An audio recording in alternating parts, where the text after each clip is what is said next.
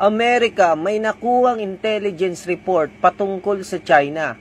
Ayon sa impormasyon na nilabas ng US Intelligence ng Amerika na ang mga bagong missile nito ay peke at ang laman ng mga tangke ng missiles ay tubig na sa halip na dapat ay fuel para lumipad ito. Ano ba naman yan, China? Pati sarili nyong bansa, pineki nyo na.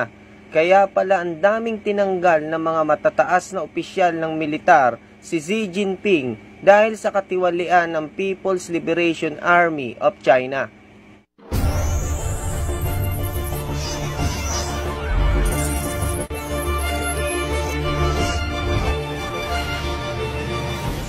Sa totoo lang, ang China ay walang kakayahan na magdeklara ng digmaan o giyera laban sa ibang bansa dahil palpak ang kanilang mga pandigmang kagamitan. Ang impormasyong ito ay inilahad ng isang source sa pahayagan na ang China ay kasulukuyan ngayon na nahaharap sa napakalaking problema. Ito pala ang nag-iisang rason o dahilan kung bakit marami sa mga matataas na militar ng China ay tinanggal ni Xi Jinping sa pwesto.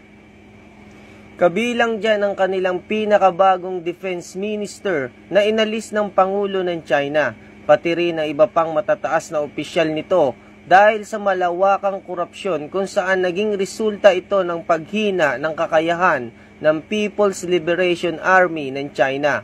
Halimbawa na dito ang missile silo ng China na kagagawa lang ay hindi gumagana at wala itong kakayahan na maglunsad ng mga missile strike.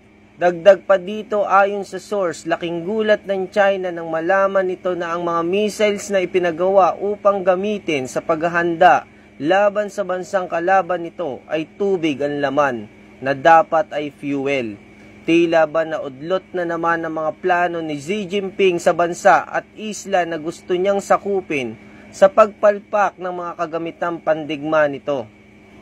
Kung kayo ang tatanungin mga ka-RC, anong masasabi nyo sa nangyayari ngayon sa China? Huwag niyong kalimutan i-comment dyan sa baba para ito ay ating mapag-usapan. Hanggang sa muli, God always be with us. See you.